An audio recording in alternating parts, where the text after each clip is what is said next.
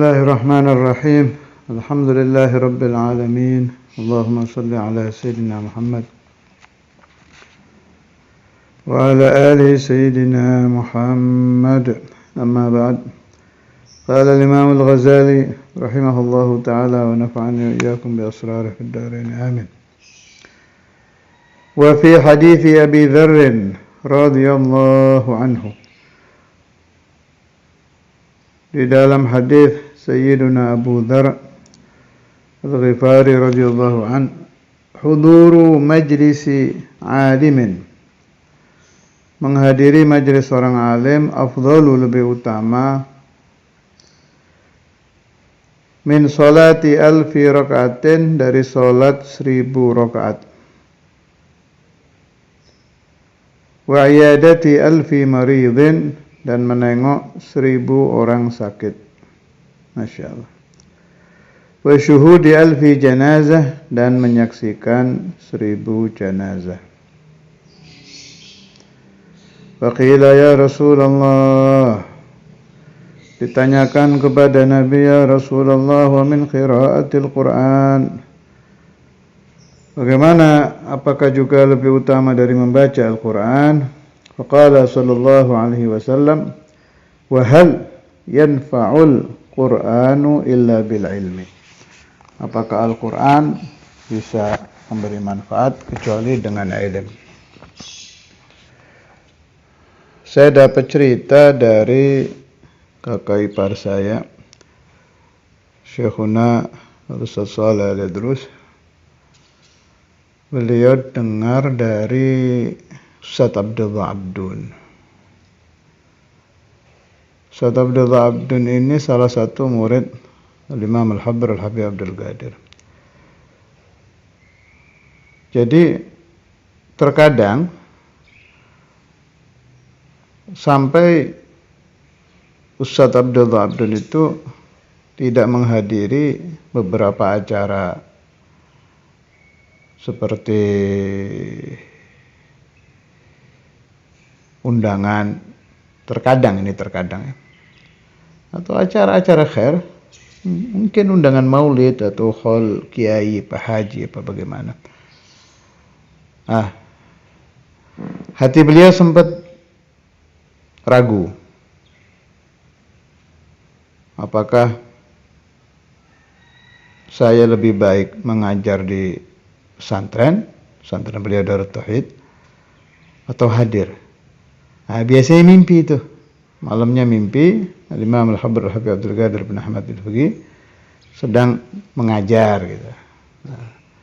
Fa'awal, beliau takwilkan bahwa Imam Al-Habr Al-Habib Abdul Qadir mengutamakan ngajar di pesantren. Hal-hal semacam ini memang sering terjadi. Kalau tidak berkelebihan, saya mengatakan hampir seluruh murid Imam Al-Habr Al-Habib Abdul Qadir selalu mengalami ini. Seperti Dr. Quraish Shihab, itu saya dengar baik di beberapa tulisan atau beberapa rekaman beliau, juga dari paman saya Syekhuna Al-Habib Syekh Al-Jufri, kan akrab sama Dr. Quraish itu, tentang kuatnya hubungan ruhani beliau dengan Imam Al-Habr Al-Habib Abdul Qadir. Sama terjadinya begitu, kalau ada apa-apa diingatkan lewat ru'yah. Banyak, sebagian saya catat, sebagian ada di ingatan saya. Kisah-kisah murid-murid Imam Al-Habr kalau ragu sesuatu, malamnya ru'yah. Fulan, kathir. Cara hadis boleh saya katakan, kalau meniru istilah hadis, mutawatir. Hampir seluruh itu urusan isyarah manamiyah yang terjadi saat pikiran atau hati murid Imam Al-Habr Abdul Qadir ragu akan sesuatu. Kalau Ustaz Alwi, saya waktu itu sowan ke beliau fi hayatih, itu beliau hidup. Ustaz Alwi Al-Idrus min akhas talamid Imam Al-Habr Al-Habib Abdul Qadir. Itu ya begitu. Kalau saya waktu itu sowan sama Habib Ahmad Al-Idrus. Sering saya sowan ke beliau waktu beliau masih hidup itu. Nah, setiap kita sowan pasti ada itu cerita Habib Abdul Qadir, kadang kalamnya, kadang pembahasannya itu. Sama seperti yang dialami Ustaz Abdullah Abdul. Beliau mengutamakan mengajar di pesantren daripada menghadiri acara-acara keagamaan. Biasanya kalau agak ragu itu mimpi Imam Al-Habr lagi ngajar bagaimana. Habib Abdullah Al-Kaf, Habib Syekh Al-Jufri, terus Muallim Ramli dan lain-lain. Rata-rata begitu. Ra'aul Imam Al-Habr Al-Habib Abdul Qadir. Dan itu sebagai bukti benarnya keterangan Syekhuna Imam Al-Hafidh Al-Musnid Al-Qutub Al-Habib Abdullah bin Abdul Qadir bin Faqih faruhuhu tawafatun bainakum itu. Tulahidul kulla fala tamtaru ila akhiril qasidah. Beruntung orang yang qalbuhu muttasilun bil imamain. Jadi haqqul murid at-ta'alluq. Ya, haqqul murid lisyekh at-ta'alluq. Ada hubungan batin, ada cinta. Wa taslim. Pasrah kepada apa yang diperintahkan guru. Nah, nanti muncul huququs syekh kepada muridnya itu, kewajiban-kewajiban si syekh kepada muridnya terjadi nanti itu. Alal agal tadi itu. Saat kita ragu ada isyarah-isyarah, kesulitan ditolong dan lain-lain. Wa narju ayyakuna pertolongan al-imaman itu ketika ajal datang menjemput, memberi syafaah kepada kita untuk bisa melafalkan la ilaha illallah Muhammadur Rasulullah ba'da tulil umur insyaallah taala. Jadi begitu. Itu yang saya lihat di Talamid Al-Imam Al-Habr Al-Qutub Al-Habib Abdul Qadir bin Ahmad bin Faqih. Dan diamalkan oleh para murid-murid beliau yang menjadi gampangnya kiai, itu punya pesantren, ngajar, punya majelis. Sekarang ini pendapat saya dia, pendapat saya. Kita kan harus tafakkur ya.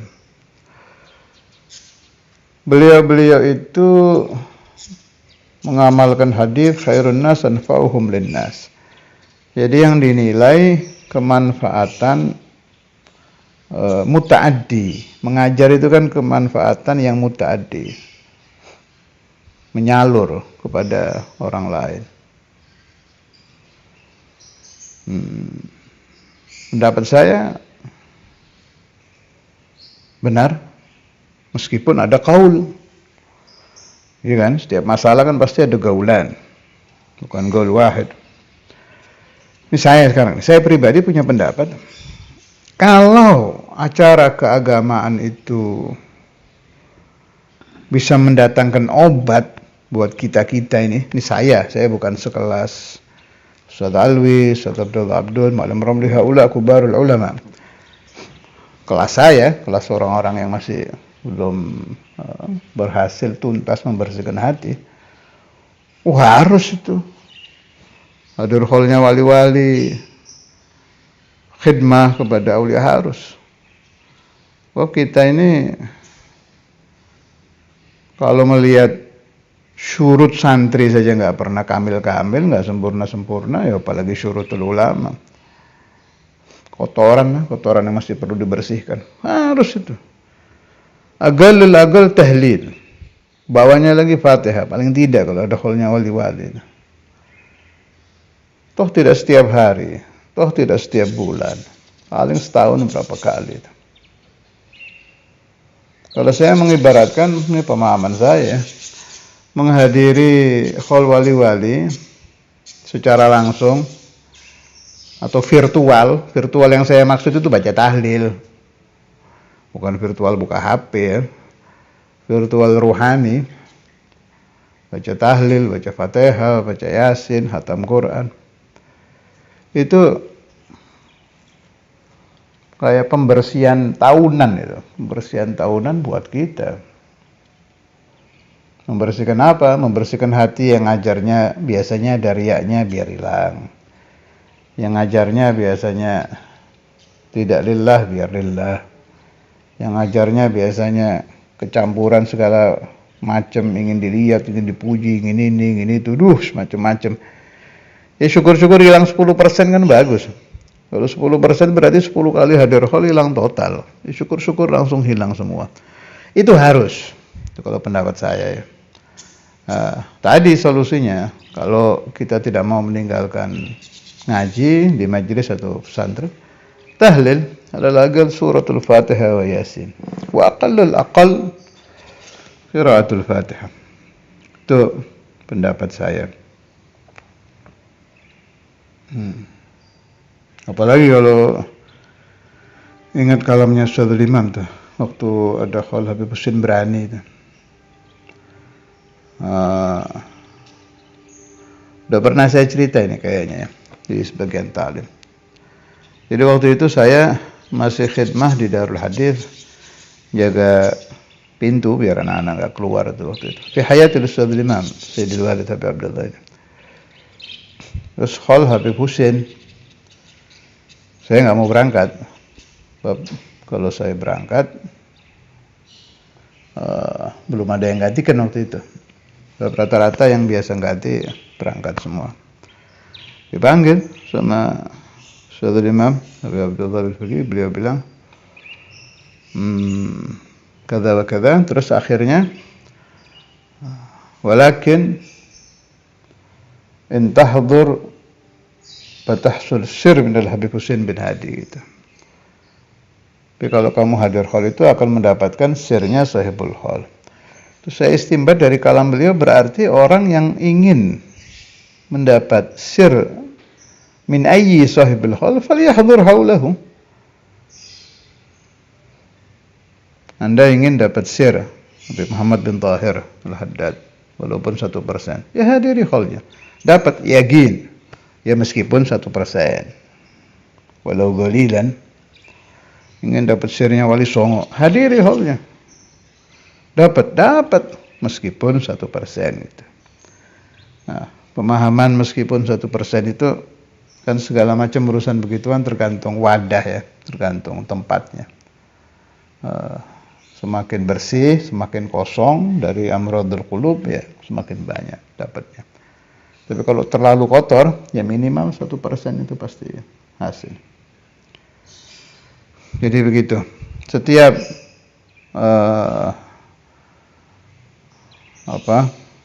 makalah, setiap kalam, setiap pemahaman dari aulia khususan al-imamin kita terima, kita amalkan, tapi tetap harus difahami ini kemana larinya, buat siapa ini kalam, apakah kita pas mengamalkan atau bagaimana. Jelas begitu, itu nggak apa-apa, namanya juga tafakkur. Wa qala alaihi salatu wassalam, bersabda Rasulullah sallallahu alaihi wasallam, man ja'ahul mautu wa huwa yatlubul ilma liyuhyiya bihil islam wa bainahu wa bainal anbiya'i fil jannati darajatun wahidah.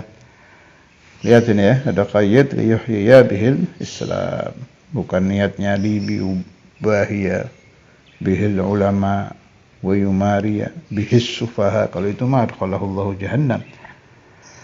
Mana orang ja'ahu, datang kepada itu orang apa, al-mautu mati, wa huwa yatlubul ilma, keadaan itu orang sedang thalabul ilmi. Niatnya apa dia thalabul ilmi? La li ajli dunya. Artinya kalau niatnya li ajli dunya ya tidak dapat fadilah ini. Dia thalabul ilmi dengan niat liyuhyiya bihil Islam, untuk menghidupkan Islam. Wa bainahu, maka antara dia wa bainal anbiya'i, dan antara para nabi alaihimus salatu wassalam, ala nabiyina Muhammad afdhalus salati wassalam, fil jannati, di surga, darajatun wahidah, hanya beda 1 derajat. Wa amma al-atharu faqala Ibnu Abbas radhiyallahu anhuma, dhuliltu Ini harokatnya di sini dhalaltu. Kalau Syekhuna Abuya dulu bacanya dhuliltu. Dhuliltu taliban fa'uzziztu matluban. Dhuliltu, aku hina, taliban semasa menjadi santri. Santri ya memang harus dhillah ya, kan merendah ketika talabul ilmi, merasakan kehinaan hidup-hidup menjadi santri. Fa'uzziztu, maka aku dimuliakan. Matluban, dari talib berubah menjadi matlub, dari pencari menjadi orang yang dicari. Syekhuna Imam Al-Habib Abdullah bin Abdul Qadir bin Fiqih dulu pernah nerangkan masalah ijazah pakai surat. Saudara Imam itu zaman dulu kan belum ada HP kan, jadi kirim surat, dengar ada wali besar fulan Al-Qattani sahibat tariqah, beliau ngirim surat minta ijazah. Dengar ada Allamah Syed Alwi Al-Maliki. Saya waktu umrah yang mampir ke rumah Syed Muhammad Maliki itu, beliau bilang, walidak awal yukatib walidi. Seingat saya beliau ngomong sambil gerakkan tangan, abahmu dulu nulis surat ke abah saya minta ijazah. Masih ingat Syed Muhammad, dan masih ada itu suratnya itu di beliau. Memang iya, karena ada sampai sekarang di rumahnya Ustaz Soleh, rumah yang di Darul Hadis ya, saya maksud rumah belakang. Surat menyurat, malah kayaknya sudah dikumpulkan sama Ustaz Soleh itu, hanya belum dicetak. Mukatabat dari aulia, dari kubarul ulama yang kelas dunia itu. Nah, kata Saudara Imam, pakai bahasa Jawa beliau ngomongnya waktu di majelis taklim, biyen aku njaluk saiki dijaluk. Dulu saya itu selalu meminta ijazah, sekarang yakni setelah beliau usia sepuh itu, diminta. Dulu saya meminta, sekarang diminta. Kalau bahasa Arabnya, dulu saya sa'il, sekarang mas'ul, fil ijazat ya, dalam ijazah. Tapi memang Saudara Imam itu wataknya memang itu senang minta ijazah itu.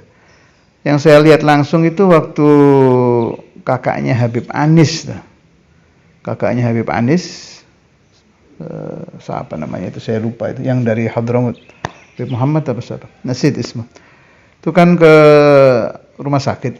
Waktu itu Sayyidul Walid masih di Mustashfa, masih sakit, dan beliau masuk. Itu saya lihat itu sempat Saudara Imam minta ijazah yang beliau dapat mutasil ke Habib Ali bin Muhammad Al-Habsyi, diijazah.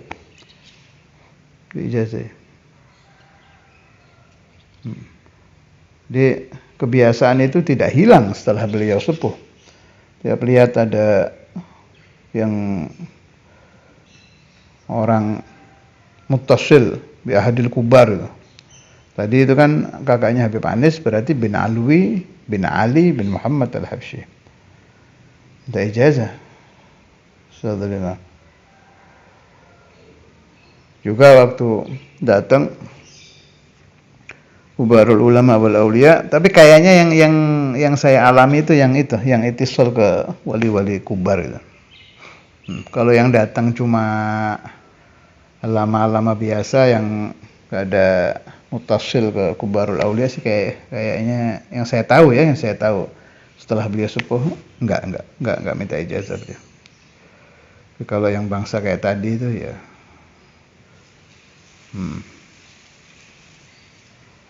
juga beliau-beliau itu karena seumuran atau kurang lebih umurnya minta juga ijazah dari Ustaz Imam, ya saling mengijazahi. Radhiyallahu ta'ala anhum wa nafa'ani wa iyyakum bi asrarihim fid dharain amin. Kemudian wa kadzalika qala Ibnu Abi Mulaikah rahimahullah. Demikian juga berkata Ibnu Abi Mulaikah, ma ra'aitu mithla Ibn Abbas, aku tidak melihat seseorang seperti Sayyidina Abdullah bin Abbas, idza ra'aitahu ra'aita ahsanan nasi wajhan. Kalau engkau melihat beliau, engkau melihat orang yang paling bagus wajahnya, maksudnya tampan, rupawan. Wa idza takallama, apabila beliau berbicara, fa a'rabun nasi lisanan, maka paling jelasnya manusia lisannya. Jadi kalau bicara itu gamblang, sangat jelas. Wa idza afta, apabila beliau memberi fatwa, fa aktsarun nasi ilman, maka paling banyaknya manusia ilmunya. Bi barakati du'ai Rasulullah sallallahu alaihi wasallam lahu. Sebab Ibn Abbas ini salah satu orang yang beruntung memperoleh doa Rasulullah sallallahu alaihi wasallam di masa kecilnya. Ma'ruf al-qissah. Wa qala Ibn al-Mubarak rahimahullah, berkata Sayyidina Abdullah bin al-Mubarak rahimahullah, ajibtu, aku heran, liman, kepada orang lam yatlubil ilma, yang tidak mencari ilmu, kaifa tad'uhu nafsuhu ila makrumatin, bagaimana bisa mengajak dia jiwanya kepada kemuliaan. Jadi memang ilmu yang berasal dari Allah, kemudian lewat Rasulullah, lewat sahabat, tabi'in, tabi'ut tabi'in, ke Imam Ghazali, turun sampai ke kita ini, betul-betul ilmu pilihan. Kemuliaan ada di situ. Tapi kalau orang yang serius, kalau yang mau ngaji al-ladhifi, yang sekedarnya saja, pokoknya ya udahlah, saya yang penting ngerti sholat, ngerti puasa, ngerti zakat, ngerti haji, habis itu mau kerja, panjang umur, mati, husnul khotimah, cinta ulama, cinta wali, ya udah, jangan mikir yang saya omongkan ini, taklid saja. Udah taklid yang baik, ikuti ulama, masuk thariqah yang khair, istiqamah, ba'da tulil umri, insyaallah matinya mati baik. Tapi bagi yang serius, yang mau mempelajari ilmu, ada hal yang menjengkelkan yang sering saya dengar di pembahasan orang-orang pandai, tapi yang bukan dari kelompok kita, bukan dari kelompok ahli ilmu agama. Ya, mulai dari pembahasan di Jepang tidak ada kejahatan, padahal maklum Jepang bukan orang-orang yang tunduk dan ikut dengan ajaran Allah Subhanahu wa taala. Ya taruh ada muslimin di sana, tapi jelaslah bukan ajaran Tuhan yang ada di sana. Tuhan Allah maksud saya. Ada lagi di Swiss, di mana-mana itu. Saya dengar pembahasan orang-orang pandai itu. Nah, ini kan bahaya ini. Ini memunculkan pemahaman seperti ada ajaran yang lebih baik dari ajaran Islam, dari ajaran Allah wa Rasulullah, yang bisa membuat masyarakat menjadi masyarakat yang baik. Padahal rumusnya al-Islamu ya'lu wa la yu'la alaih, bermakna ajaran Islam pasti mengungguli, lebih tinggi daripada ajaran manapun, dan kebenarannya cuma itu. Salah satu bantahan yang saya dengar dari kelompok kita, kelompok ulama al-muslimin, itu dari sisi kufur. Artinya meskipun mereka mampu membuat negaranya aman sentosa, tapi ada satu hal yang tidak bisa kita lupakan. setinggi-tingginya dosa itu kafir. Dan mereka masih kafir. Artinya kejahatan yang tertinggi itu pengingkaran kepada Allah Subhanahu wa taala. Dosa terbesar, kejahatan tertinggi itu adalah kufur. Syirik, kufur, ingkar kepada Allah, mempersekutukan Allah. Itu tetap harus masuk di pikiran kita. Artinya kelompok orang-orang yang dikatakan baik tadi, di dalam hal mungkin pencurian, pembunuhan, perampokan mereka berhasil membereskan. Tapi mereka lupa ada satu dosa, satu kejahatan terbesar yang mereka lakukan adalah pengingkaran wujudullah azza wa jalla. Dan kita kelompok muslimin, wainkan negara kita yang dihuni oleh mayoritas muslimin, bukan lebih jauh di bawah mereka dalam keamanan dan lain-lain, tapi di dalam la ilaha illallah Muhammadur Rasulullah kita menang lebih banyak. Masih ada sisi-sisi lain. Tempat mempelajari ini adalah ilmu al-aqaid. Di situ ada pembahasan bantahan-bantahan Imam Abul Hasan al-Asy'ari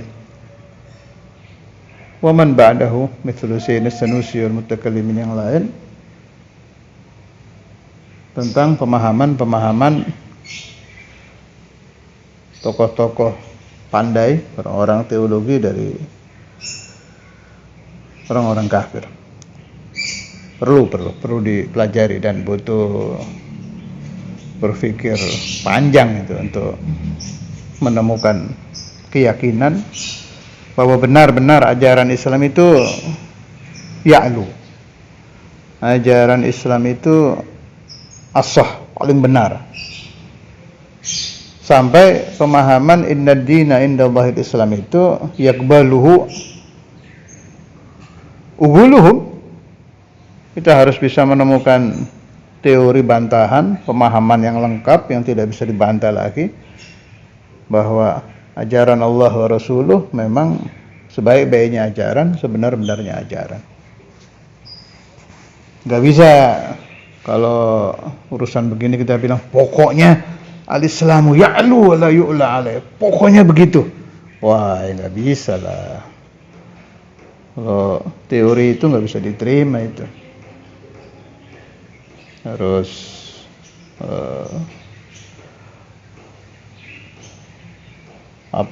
ayat yang di tauhidnya Kiai Said itu ud'u ila sabili rabbika bil hikmah wal mau'izatil hasanah wajadilhum billati hi ahsan. Billati hi ahsannya ini harus kita munculkan sehingga mereka bisa menerima.